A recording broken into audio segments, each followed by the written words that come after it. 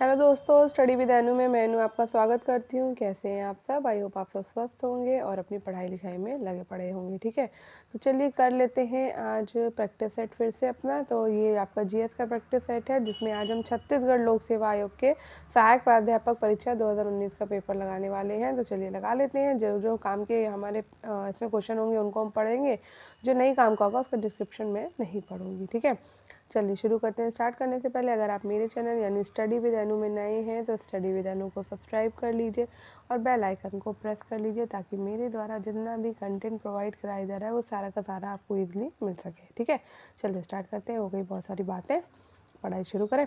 तो पहला क्वेश्चन है, ग्राम सभा की बैठकों की अध्यक्षता करने के विषय में सही क्या है? तो ग्राम सभा की बैठकों की अध्यक्षता करने के विषय में सही ये है, सही ये है कि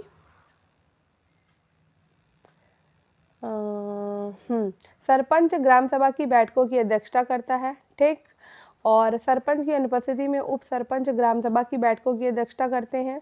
ठीक है, और सरपंच और उप सरपंच की अनुपस्थिति में ग्राम सभा में उपस्थित सदस्य अध्यक्ष का निर्वाचन करते हैं और वो बैठक की अध्यक्षता करता है। ठीक है, तो ग्राम सभा की बैठकों की अध्यक्षता सरपंच करता है और सरपंच की अनुपस्थिति में उप सरपंच ग्राम सभा की बैठकों की अध्यक्षता करते हैं। सरपंच और उप सरपंच की अनुपस्थिति में सरपंच के द्वारा लिखित रूप से मनोनीत सदस्य अध्यक्षता करता है, और यदि सरपंच ने किसी सदस्य को मनोनीत नहीं किया है तो ग्राम सभा में उपस्थित सदस्य अध्यक्ष का निर्वाचन करते हैं और वो बैठक की अध्यक्षता करता है। ठीक है, नेक्स्ट क्वेश्चन है, ग्राम सभा की बैठकों में गढ़पूर्ति के लिए कौन उत्तरदायी है? तो ग्राम सभा की बैठकों में गढ़पूर्ति के लिए उत्तरदायी है आपका सरपंच, और इसके साथ साथ आपका है ये पंच।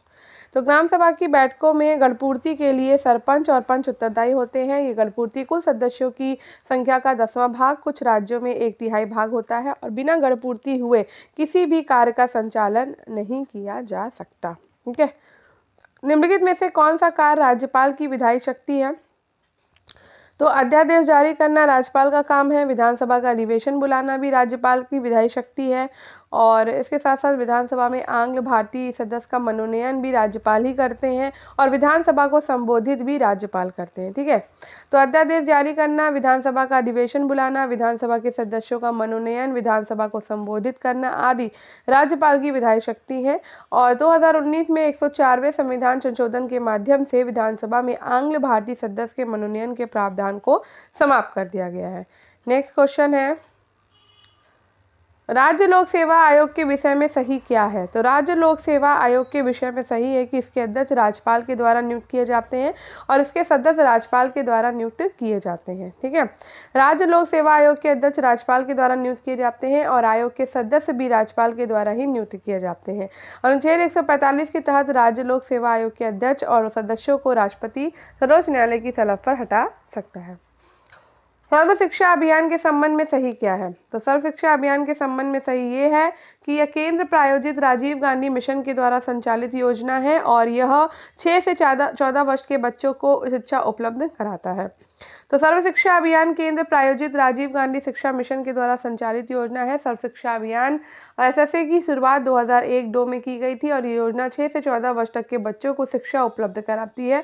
संविधान के 86वें संशोधन के द्वारा अब इसे मौलिक अधिकार घोषित कर दिया गया है। समग्र शिक्षा अभियान के तहत सर्व शिक्षा अभियान, राष्ट्रीय माध्यमिक शिक्षा अभियान और शिक्षक शिक्षा अभियान को समाहित कर दिया गया है। क्या सही है बताओ? तो जनपद समन्वयक का उपाध्यक्ष शिक्षा समिति का पदेन सभापति होता है। जनपद पंचायतों के अध्यक्ष जिला पंचायत के पदेन सदस्य होते हैं और जनपद पंचायतों के अध्यक्ष जिला पंचायत की किसी समिति के सदस्य नहीं हो सकते हैं। नेक्स्ट है, जनपद पंचायत और जिला पंचायत के अध्यक्षों में समानता क्या है? तो जनपद पंचायत और जिला पंचायत के सदस्यों में समानता ये है कि दोनों अप्रत्यक्ष रूप से चुने जाते हैं, दोनों मूलतः संस्था के सदस्य के रूप में चुने जाते हैं और दोनों को अविश्वास प्रस्ताव के द्वारा पदच्युत किया जा सकता है। ठीक है, नेक्स्ट, जनपद पंचायत, ठीक है पढ़ लिया। ग्राम पंचायत के उप सरपंच के विषय में सही क्या है? तो ग्राम पंचायत के उप सरपंच के विषय में सही ये है कि मूलतः वो एक निर्वाचित पंच होता है, वो ग्राम पंचायत के सदस्यों के द्वारा चुना जाता है और पंच और उप सरपंच के रूप में उसकी भूमिका दोहरी होती है। तो ग्राम पंचायत का उप सरपंच मूलतः एक निर्वाचित पंच होता है। उप सरपंच ग्राम पंचायत के सदस्यों के द्वारा चुना जाता है और पंच और उप सरपंच के रूप में उसकी भूमिका दोहरी होती है। यहाँ पे सही क्या है, तो पूरा का पूरा ग्राम पंचायत के ऊपर ही दिया हुआ है। तो ये है किसी लघुतर नगरीय क्षेत्र के लिए नगर पालिका परिषद का गठन किया जाता है और किसी ग्रामीण क्षेत्र से नगरीय क्षेत्र में संक्रमणगत क्षेत्र के लिए नगर पंचायत का गठन किया जाता है। तो किसी लघुतर नगरीय क्षेत्र के लिए नगर पालिका परिषद का गठन किया जाता है और किसी ग्रामीण क्षेत्र से नगरीय क्षेत्र के संक्रमणगत क्षेत्र परिवर्तित क्षेत्र के लिए नगर पंचायत का गठन किया जाता है और बड़े शहरों के लिए नगर पालिका निगम का गठन किया जाता है। नेक्स्ट है सही क्या है, तो भैया राज्यपाल एक संवैधानिक प्रमुख होता है। ठीक, राज्यपाल का कार्यकाल 5 वर्ष का होता है। ठीक, राज्यपाल सामान्यतः मंत्रिपरिषद की सलाह पर अपनी शक्तियों का प्रयोग करते हैं और राज्यपाल मंत्रिपरिषद को किसी सलाह पर पुनर्विचार के लिए कह सकते हैं। ठीक है, तो ये सारी चीज़ें हमारी सही हैं। संसदीय सचिव किसके समक्ष अपने पद की शपथ लेते हैं, तो संसदीय सचिव जो होते हैं वो मुख्यमंत्री के समक्ष अपने पद की शपथ लेते हैं। संसदीय सचिव विधानमंडल का सदस्य होता है जो अपने कार्यों के द्वारा एक वरिष्ठ मंत्री की सहायता करता है और कई देशों में इस पद को सहायक मंत्री का दर्जा भी दिया गया।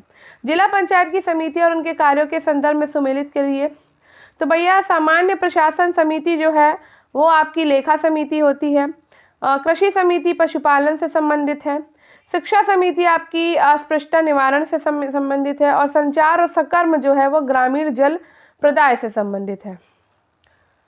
विवाह का प्रकार जिसमें जाति के अंदर वैवाहिक संबंध बनाए जाते हैं उसे क्या कहते हैं, उसे कहते हैं अंतः विवाह। अंतः विवाह एक ऐसा रिवाज है जिसके अनुसार व्यक्ति को अपने ही सामाजिक समूह या जाति में विवाह करना पड़ता है और इसमें केवल गोत्र का अंतर देखा जाता है। बाहर विवाह में अपने सामाजिक समूह या जाति से बाहर विवाह किया जाता है। नेक्स्ट है, तो ये इसमें इतने ही क्वेश्चन थे 13। ठीक है, तो अब दूसरा देख लेते हैं 2016 का। निम्नलिखित में से भारतीय राष्ट्रीय कांग्रेस के 1889 में हुए बम्बई अधिवेशन में छत्तीसगढ़ के एकमात्र प्रतिनिधि कौन थे, तो ये वामन राव लाखे थे। इसके बारे में हमें क्या ही पढ़ना है, पढ़ लेते हैं।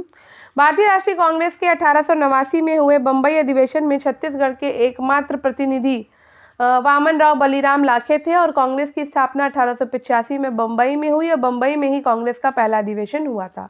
नेक्स्ट है, जुलाई 1937 में मध्य प्रांत में गठित प्रथम कांग्रेस मंत्रिमंडल में छत्तीसगढ़ के पंडित रविशंकर शुक्ल को निम्नलिखित में से कौन सा विभाग दिया गया था, तो ये दिया गया था शिक्षा विभाग। तो जुलाई 1937 में मध्य प्रांत में गठित प्रथम कांग्रेसी मंत्रिमंडल में छत्तीसगढ़ के पंडित रविशंकर शुक्ल को शिक्षा विभाग दिया गया। 1935 के अधिनियम के तहत 1937 में प्रांतों में चुनाव हुए जिसमें कांग्रेस को 5 प्रांतों में बहुमत मिला। कांग्रेस असम और उत्तर पश्चिम प्रांत में सबसे बड़े दल के रूप में उभरी और 7 प्रांतों में कांग्रेस का मंत्रिमंडल बना।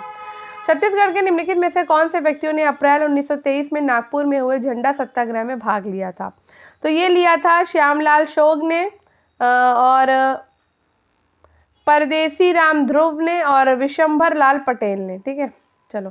उत्तर प्रदेश के साथ छत्तीसगढ़ राज्य का संलग्न जिला कौन सा है, तो भैया बलरामपुर लगा है। यूपी के साथ छत्तीसगढ़ राज्य का संलग्न जिला है बलरामपुर। बलरामपुर जिला अंबिकापुर, रामानुजगंज, कुसमी, प्रतापपुर, राजपुर को जोड़ने वाले एक महत्वपूर्ण जंक्शन है और ये राज्य मुख्यालय रायपुर के उत्तर में स्थित है। निम्न में से कौन सा कर्क रेखा के सर्वाधिक निकट है, तो कर्क रेखा के सर्वाधिक निकट है आपका बैकुंठपुर जिला। कर्क रेखा के सर्वाधिक निकट है और ये कर्क रेखा के दक्षिण में पड़ता है। वो कौन सा, छत्तीसगढ़ का किला। ठीक है, और छत्तीसगढ़ का प्रसिद्ध संजय राष्ट्रीय उद्यान कर्क रेखा के उत्तर में है। छत्तीसगढ़ में लाल पीली मिट्टी का स्थानीय नाम क्या है, तो छत्तीसगढ़ में लाल पीली मिट्टी को कहते हैं मटासी। ठीक है, और यहाँ पर भाटा, दोरसा, कहार नामक स्थानीय मिट्टी पाई जाती है। छत्तीसगढ़ की मिट्टी मुख्य रूप से मूल सामग्री और जलवायु के द्वारा विकसित हुई है। छत्तीसगढ़ में किस शैल समूह का विस्तार कम है, तो छत्तीसगढ़ में आपका विंध्य का विस्तार कम है। छत्तीसगढ़ में विंध्य शैल समूह का विस्तार कम है। विंध्य शैल समूह का ज्यादातर विस्तार गुजरात, उत्तर प्रदेश और बिहार राज्य में है और इसकी अधिकतम ऊंचाई 752 मीटर और 2467 फीट है। ठीक है, नेक्स्ट है, किस नदी में मिनी माता बांगो परियोजना निर्मित की गई है, तो ये हसदेव में। तो बागो बांध परियोजना एक बांध परियोजना है जिसका निर्माण छत्तीसगढ़ के हसदेव नदी पर किया गया और वह छत्तीसगढ़ का सबसे लंबा, सबसे चौड़ा और पहला बहुउद्देशीय जल परियोजना है जिसकी ऊंचाई 86 मीटर है। निम्न में से लोक सेवक कौन होंगे, तो सरपंच और पंच होंगे, अध्यक्ष और जनपद पंचायत के सदस्य होंगे, अध्यक्ष और जिला पंचायत के सदस्य होंगे। निम्नलिखित कथनों में से कौन सा कथन सही है? तो यहाँ पर आपका जिला पंचायत में एक सहकारिता और उद्योग समिति होती है। इस प्रकार जनपद पंचायत में एक संचार और सकर्म समिति होती है। इन समितियों के सदस्य मनोनीत ना होकर नियुक्त होते हैं और इन समितियों में विशेषज्ञों को नामित किया जाता है। जिला पंचायत किस प्रकार के कार्यों को करने पर राज्य सरकार के एक अभिकर्ता की भूमिका में होती है? तो जिला पंचायत जब राज्य सरकार के द्वारा प्रदत्त कार्यों को करती है तो वो राज्य सरकार के एक अभिकर्ता की भूमिका में होती है। राज्य सरकार जिला पंचायत को कई प्रकार के कार्य सौंप सकती है, जैसे कि जनगणना करना, महत्वपूर्ण निर्माण कार्य करना आदि। पंचायतों की लेखों का अंकेक्षण कौन करता है? तो पंचायतों की लेखों का अंकेक्षण जो है वो राज्य सरकार के नियंत्रणाधीन स्वतंत्र अंकेक्षण संगठन करते हैं। किस अनुच्छेद के तहत कलेक्टर की न्यायिक शक्तियां जिला न्यायाधीश को दी गई हैं? तो ये अनुच्छेद 50। अनुच्छेद 50 कार्यपालिका से न्यायपालिका के पृथक्करण की बात करता है। जिला स्तर पर कलेक्टर कार्यपालिका प्रमुख होता है, जबकि जिला न्यायाधीश न्यायपालिका प्रमुख होता है। अनुच्छेद 50 के तहत कलेक्टर की न्यायिक शक्तियां जिला न्यायाधीश को दी गई हैं। मुख्य सचिव कार्यकाल के बारे में निम्न में से कौन सा कथन सही है? तो मुख्य सचिव कार्यकाल का सृजन 1789 में ना होकर 1799 में हुआ। मुख्य सचिव कार्यालय का सृजनकर्ता कॉर्नवालिस नहीं था, बल्कि वेलेजली था। वेलेजली ने ही मुख्य सचिव कार्यालय को अन्य कार्यालय से अलग स्थापित किया।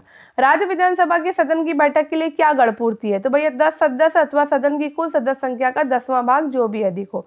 तो राज्य विधानसभा के सदन की बैठक के लिए गणपूर्ति 10 सदस्य अथवा सदन की कुल सदस्य संख्या का 10वां भाग जो भी अधिक होता है। गणपूर्ति के अभाव में सदन की बैठक को स्थगित कर दिया जाता है। दलहनों के उत्पादन बढ़ाने के लिए इनके न्यूनतम समर्थन मूल्य और बोनस का पुनर्विचार करने के लिए भारत सरकार ने एक कमेटी का गठन किया और इस कमेटी के अध्यक्ष कौन थे? तो अरविंद सुब्रमण्यम। अरविंद सुब्रमण्यम की अध्यक्षता में भारत सरकार ने दलहनों के उत्पादन बढ़ाने के लिए और उनके न्यूनतम समर्थन मूल्य और बोनस का विचार करने के लिए एक कमेटी का गठन किया था।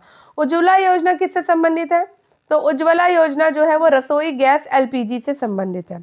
उज्ज्वला योजना भारतीय प्रधानमंत्री के द्वारा उत्तर प्रदेश के बलिया जिले में 1 मई 2016 को गरीबी रेखा के नीचे के परिवारों के महिलाओं को 50 मिलियन रसोई गैस एलपीजी कनेक्शन वितरित करने के लिए शुरू की गई थी। प्रधानमंत्री उज्ज्वला योजना केंद्र सरकार के पेट्रोलियम और प्राकृतिक गैस मंत्रालय के सहयोग से चलाई जा रही है। उज्ज्वला योजना का द्वितीय चरण 10 अगस्त 2021 को महोबा जिले में शुरू किया गया। कर्मा नृत्य कौन सी जनजाति नहीं करती है? तो कर्मा नृत्य अबुझ मड़िया जनजाति नहीं करती है। कर्मा नृत्य अबुझ मड़िया जनजाति नहीं करती। कर्मा नृत्य उराव, मुंडा, कमार आदि जनजातियों में प्रचलित है। कर्मा नृत्य कर्म उत्सव के दौरान सालाना मध्य और पूर्वी भारत का एक पारंपरिक नृत्य है। श्यामा स्वप्न उपन्यास के रचनाकार कौन है? तो श्यामा स्वप्न उपन्यास के रचनाकार है ठाकुर जगमोहन सिंह। ठाकुर जगमोहन सिंह हिंदी के भारतेंदु युगीन कवि, आलोचक और उपन्यासकार थे। आगे बढ़ते हैं। तो नेक्स्ट पेपर पे आ गए हैं, ये 2014 का पेपर है। तो पहला क्वेश्चन है, गांधी जी ने 1933 में छत्तीसगढ़ की द्वितीय यात्रा किस माह में शुरू की थी? तो गांधी जी ने अपनी छत्तीसगढ़ की द्वितीय यात्रा नवंबर महीने में शुरू की थी। तो महात्मा गांधी का 2 बार छत्तीसगढ़ आगमन हुआ। पहली बार 20 सितंबर 1920 में कंडेल नहर सत्याग्रह के संबंध में पंडित सुंदरलाल शर्मा के आमंत्रण पर छत्तीसगढ़ आए और दूसरी बार 22 नवंबर 1933 में उनका प्रवास हरिजनोत्थान से प्रेरित था। सुराही नदी किस जिले में बहती है? तो सुराही नदी आपकी राजनांदगांव में बहती है और राजनांदगांव जिले में पैरी मीठा गांव के पहाड़ उस नदी का उद्गम स्थान है और भड़बड़ी में बनी एनकेट में बनी मैदानी भागों में बहने लगती है। छत्तीसगढ़ का सबसे ऊंचा जलप्रपात तो ये आपका जगदलपुर में है। ठीक है, जगदलपुर स्थित चित्रकूट जलप्रपात है। ये जलप्रपात इंद्रावती नदी पे है और इसकी ऊंचाई लगभग 100 फीट है। कौन छोटा तिब्बत कहलाता है? तो छोटा तिब्बत कहलाता है मैनपाट। मैनपाट को छोटा तिब्बत कहा जाता है। मैनपाट छत्तीसगढ़ राज्य के उत्तरी भाग में स्थित सरगुजा जिले का एक हिल स्टेशन और छोटा सा गांव है। यहाँ तिब्बती लोगों का जीवन और बौद्ध मंदिर आकर्षण का केंद्र है। यहाँ पर एक सैनिक स्कूल प्रस्तावित है और ये कालीन और पामेरियन नस्ल के कुत्तों के लिए प्रसिद्ध है।